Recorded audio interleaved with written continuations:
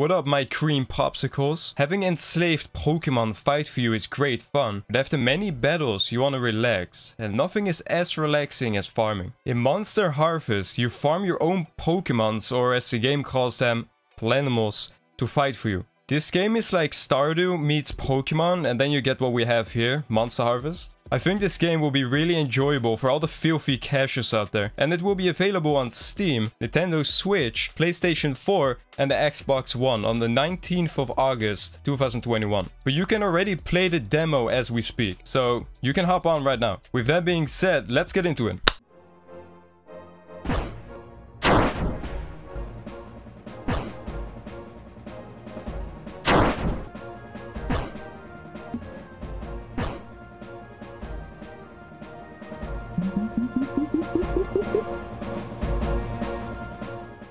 Monster Harvest is a monster collecting and farming action RPG. You will grow, collect and mutate your crops and then fight. Mutating your crops will get you those sexy planimals, which is pretty much just a Pokemon. The game has multiple places to discover and multiple ways to build your farm. Your adventure will contain crafting, exploring and epic Pokemon-like battles. Oh, and you can also ride mounts, which is a very welcome feature because then you don't have to walk all over the place, which takes ages. Your adventure and life starts in Planimal Point. Here you will develop your farm and customize your house. This can be done by placing furniture and growing loyal and fierce battle companions. The names in this game are all trying to emphasize the plant part a lot, like holy shit. Planimals, Planimal Point, like there's plants all over. Of course, this world also has a mystery tied to it. In this game you will encounter strange slimes which can mutate your crops in ways you would never be able to imagine. These slimes are good as they can change your plants into different creatures or make your plants more exotic. The slimes can also cause mutations that make your plants into livestock or mounts. Mutations are done through the slime system. This system allows you to mutate every crop in 6 different ways. Here is an example of mutating a crop with different slimes. Base slimes are a common slime type found outside of dungeons, and these common slimes come in red, blue and green. Red slimes turns your crop into a planimal which you can use for combat. Blue makes livestock and green increases growth of the plants you use it on. So it's pretty much like a fertilizer. If you don't add any slime, then the crop just grows as normal and then it can be used for food or sold for cash. These slimes really remind me of the ones that are in Slime Rancher. Now there is 12 different crops currently, so that means that in total there's around 72 mutations. But of course, they could add more crops, but I'm unsure if they will. Either way, you just gotta grow them all. And just like in Stardew, you sell your stuff by throwing it in a bin which will sell your stuff upon sleeping. The stuff that you can sell is pretty identical to that of Stardew. You can sell your fish, foraged plants, farmed crops and much more. But in Monster Harvest it's a consignment board instead of a bin. Collecting the different items in the game will also get you special items. This scientist guy wants you to collect all kinds of stuff. The game also has the same energy system as Stardew, where each swing with your axe or pickaxe takes energy. So after chopping a bit of wood you will have to go sleep or eat to gain energy. But unlike Stardew, you don't pass out once you run out of energy. You will just be unable to continue with whatever you were doing. And the game also doesn't have the Stardew 2 AM sleeping clock where you're forced to go to bed. Like, thank the gods for that, I hated that shit. Now the crop mutations and slimes are dependent on what season it currently is. The seasons being the wet season, dry season and the dark season. Here you can see how the 3 seasons look like in game. The different seasons allow you to grow different types of crops and thus get different planimals. And for what I've seen so far, the slimes can be bought in stores but also found in the wild/dungeons. And in case you forgot, the slimes is the stuff you need to mutate your crops and thus make like the Pokemon creatures. For those that are wondering how the character creation is like, there isn't really any. There is just the 4 characters you can pick from.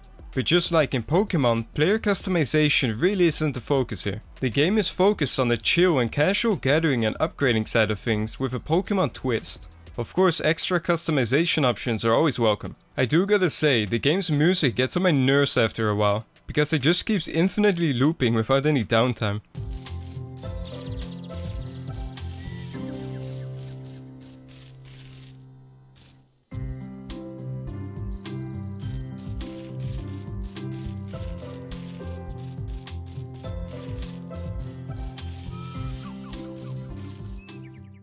At least the music changes during nighttime, which is the time where you enter the dungeon and get some sweet combat. Speaking of combat, you have a sword which you can use to fight slimes. The fighting is the same as in Stardew, but then with the addition of having a dodge roll. which is honestly amazing. If you don't have a mount yet, then the dodge rolling is a way faster way of traveling than walking, trust me. Like, dodge rolling was really my way of transportation the whole time.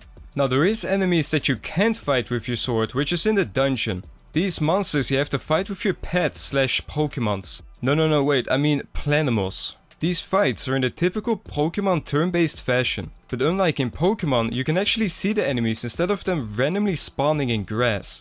This means you can try to run away before they even engage you in the first place. And if your planimals die and you lose the fight, then you faint and go to the hospital. And your planimal, well, the planimal will be dead.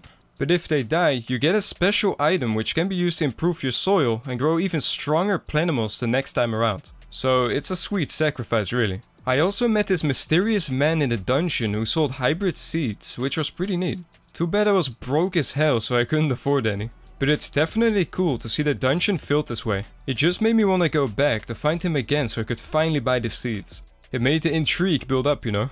Now I do have a few things that I hope the developers will add. I wish that during the planimal fights there would be like an escape feature. Because when my first planimal died, I knew I would lose the fight that I engaged in. But there was no option for me to try and retreat. Because of that, my planimal died and I had to wait for my new planimals to grow from seed. Which made it so I had to wait a couple of days before I could go back into the dungeons, which in my opinion kinda sucks. And I also couldn't find out how to switch planable in combat, because I don't think you actually can. I hope they will add that feature, as you can have 2 Pokemons following, but you can only use 1 at a time during combat. With Pokemons I meant planimal of course. It would be nice if you were able to switch your planimals in combat like you would be able to in Pokemon. Even if it means that you would be skipping a turn. On top of that, it doesn't seem like you have healing potions to heal your planimals in combat. Which I think would be a nice feature to have. As it would also make it easier to level your planimals up that way. Because then you don't have to go all the way back and sleep to heal them. And being able to name your planimals would also be nice. Because it will make it a lot more personal instead of them being a number in your army.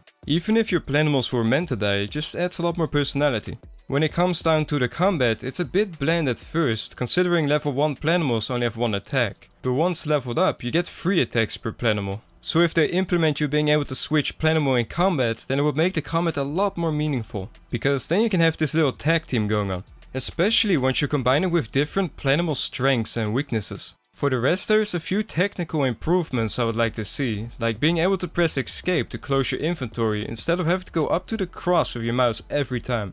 It's a tiny complaint, but it will be a nice quality of life improvement. Alright, let's get back to it. Down in the dungeons, you can also mine crystals that can be used to make slimes, and you can also mine minerals like iron and gold, just like you would be able to in our beloved Stardew Valley. As you explore the world's dangerous dungeons, you aim to find what Slimeco is up to down there. Slimeco wants to use the slimes for sinister means. They want to pump slimes underground to power the town, but that can cause a lot of trouble. They also want to use the slimes for even more nefarious reasons, although it's unknown what else. According to the scientist, who is kinda like a guide, the secret should be in the dungeons, so when you play, you can uncover this secret yourself. Although we don't know exactly what Slimeco is planning, it's already causing slimes to go out of the dungeons during daytime and attack people, which was never the case before Slimeco arrived. Maybe they are aiming to corrupt slimes to cause evil mutations? That would be cool.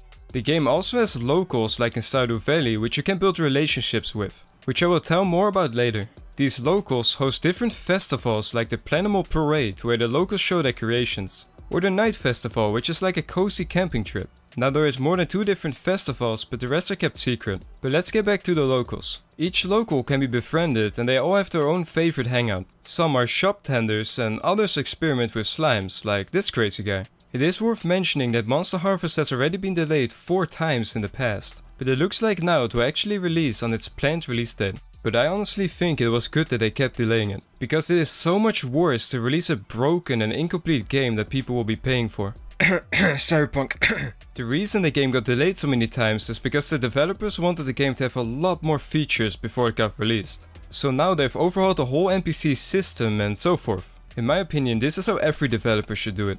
And for those that are wondering, this game is strictly single player. Trust me, I've got insider knowledge on this because the publishers told me. But from playing the demo, I got pretty excited to see the final release. The game is a really nice combination between Stardew and Pokemon. I would never have guessed that the Stardew and Pokemon theme would combine into something this good. It has the action and Pokemon progression from Pokemon and the farm expanding and casual gameplay from Stardew. So there is something for everyone, you know? although there is still a couple of features left to be desired to make it truly enjoyable long term. And no, this video is not sponsored in case you were wondering. The 118 subs should prove that also. And as always, I would love to hear what you guys think of this game yourselves. And that is all I got for you today. Speaking of subs, if you liked the video, don't forget to like and subscribe. And hit that sweet bell to truly subscribe. And as always, thanks for watching.